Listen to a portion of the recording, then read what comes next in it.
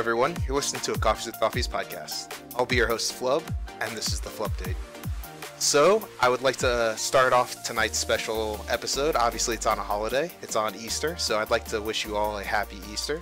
And I hope that you guys have all eaten a lot of food and enjoyed yourself with either family or friends, or just having a good chill day with playing Dota in general. That can always be good. So, I mean, whatever day that you use to celebrate it, it's up to you, obviously. But in the spirit of the holidays, I'm going to keep this short and sweet. At least I'm going to hopefully do it as short and sweet, because that's what I'm looking forward to. I myself need to get back to the festivities. So we're going to talk tonight about three different things. We're going to talk about the team swaps that we have set up for these different teams that are going on. Basically it's DC, we'll get to that here in a little bit. And we're going to talk about the casting talent for Kiev, and we're also going to talk about the Summit 7 CEA qualifiers. So without further ado, let's get into it. Let's start with the team swaps. DC has had a little bit of a shift here. The actual original DC team is now Thunderbirds, and they reformed as Thunderbirds because they had some problems generally just being on DC. I think that kind of speculation right now is that they wanted to be more of a European team, since most of them are Europeans and only one is a North American player. So they're trying to look for that familiar home setting and kind of enjoy themselves more. They could be a North American team. They are still listed as such because there's no general feel out for that, and people are still trying to figure it out. But we'll see in the coming weeks why they switched. But for now, they are dropping their DC name. They're still keeping their coach Blitz, so Blitz is still a part of the organization. They did, obviously, a couple weeks ago, they dropped Suns Fan from the organization in general. So he left DC, these guys are leaving DC, and they're kind of leaving with Blitz. And exciting news, they actually picked up Eternal Envy as a coach for the Kiev Major. So they're going to have not one, but two coaches coming in, giving them different advice, maybe kind of pulling them into a different rigorous work. I'm personally excited to see what's going to happen. There's a lot of potential on what we could see. I think that the best thing that we can have right now for the team of DC is to kind of have a shakeup. Thing is that I'm worried about is that there may be too many cooks in the kitchen now. There is two coaches and there's a team captain, and there's obviously people are going to want to be heard on the team. So it could spell just too much chaos in general. When there's 5 different orders, that spells chaos instead of order.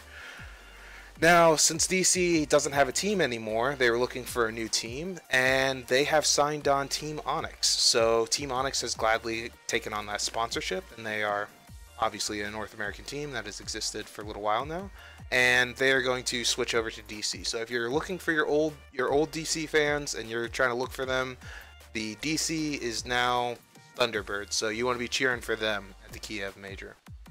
And if you're Team Onyx fans, obviously you have more to cheer about because they are in a better, well-suited environment for them.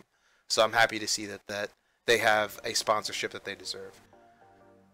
Alright, we're going to move on to the Kiev casting talent that are going to be there at the major. And these are just for the English side. I could obviously talk about the Russian and Chinese side, but I don't listen to those, so I don't really know as much as the normal listener would have available in that environment, and it just wouldn't feel as right for me to comment on. So let's talk about at least the English side of things. We're going to go into, first off, the host is Redeye, and no surprise there, he's been pretty much the host of every major event and for a while now, and for good reason. He has a way about him, and it's very good to have that stable environment, at least for the host, and I don't really see anyone else that could fill it better. Obviously they've had some people sub in here and there, but I think Redeye is probably the best bet, especially for something this big. The commentators this time are pretty classic, no real surprises. Some people that I wish there was other commentators as well. I love these 6, but I wish there's always more. There's so many on the scene that I really enjoy and like to have. So there's Capitalists, GoDz, LD, Merlini, ODPixel, and TobiWan. So no real surprises, but something that I would really have enjoyed. I personally really like Annie. I would have loved to see her there. I would have loved to see, I mean, there's a lot of different people that are on the lower side of things. Obviously, I would love to see Toffees on there, though I'm not sure if he would be up for it. Well, he probably would. He definitely would be, let's be honest. Even though the kid is coming, he's probably be like, yeah, this is a big deal, honey, and let me go to this, please. But no. Enough about Toffees. We're gonna go into the analysts now. The analysts are gonna be Fogged, 1437, Sheever, Owie 2000, Purge, SyndereN, and Conrad.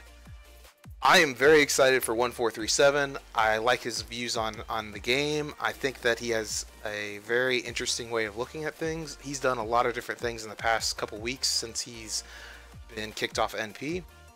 And I think that he could bring a spice to the game and a spice to the panelist counter that is needed. It's good to have all these guys. I obviously Fogged, Purge, Sheever have all done really great jobs in the very beginning.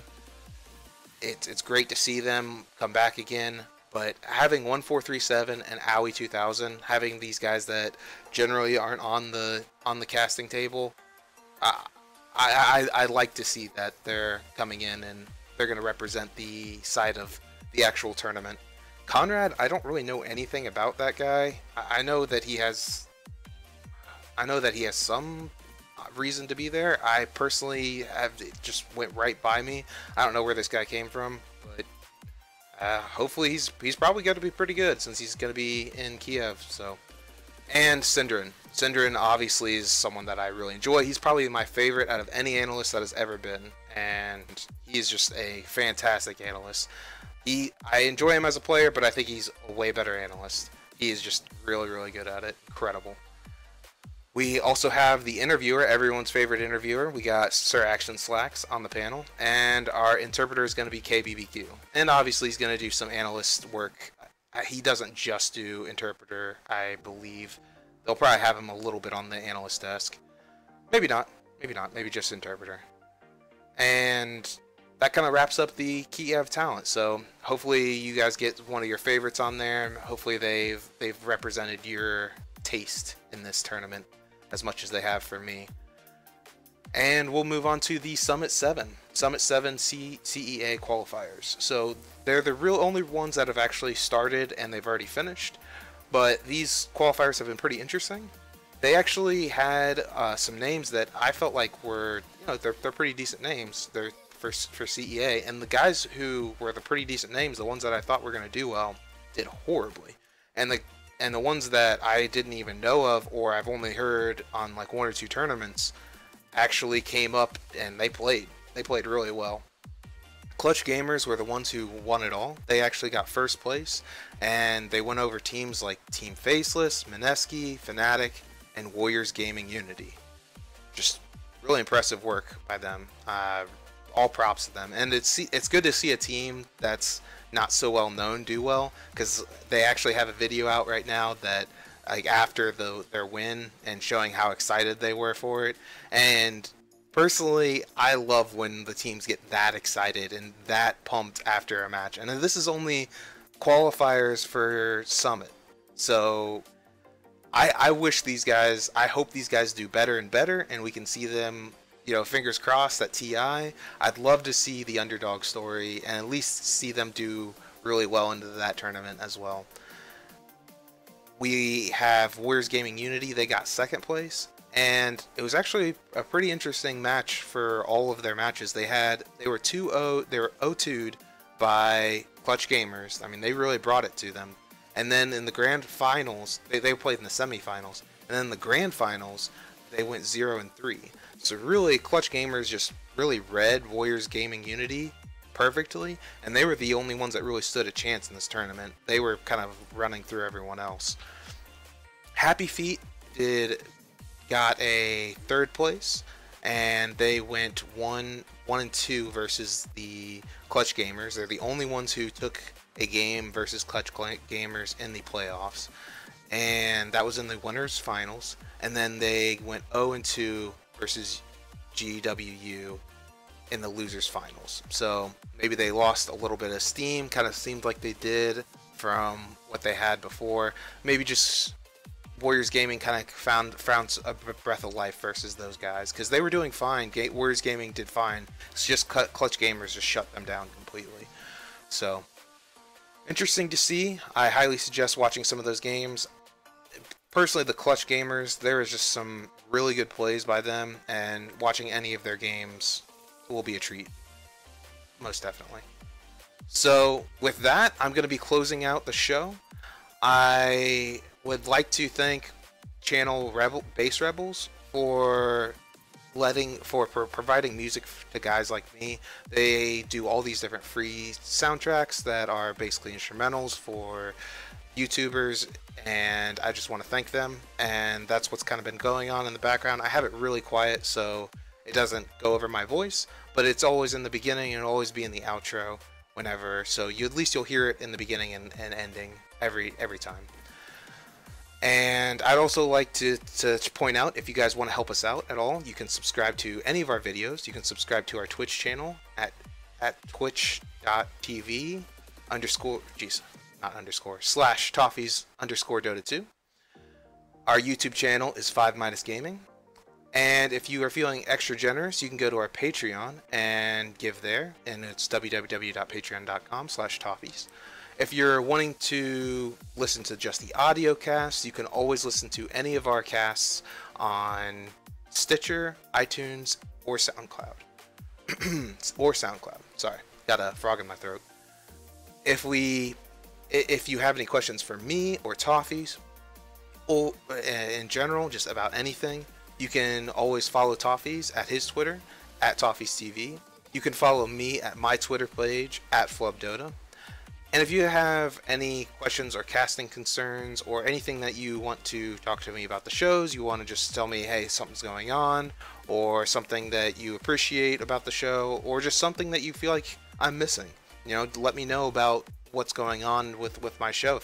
If there's something that's not quite hitting your fancy, you can send me an email at crazyflubb@gmail.com.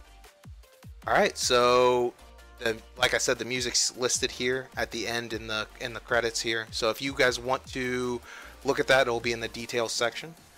And you guys have now been updated. I am glad that you guys were able to share this with me tonight. And I'll catch you tomorrow at the Brewmaster's Draft. Or even next week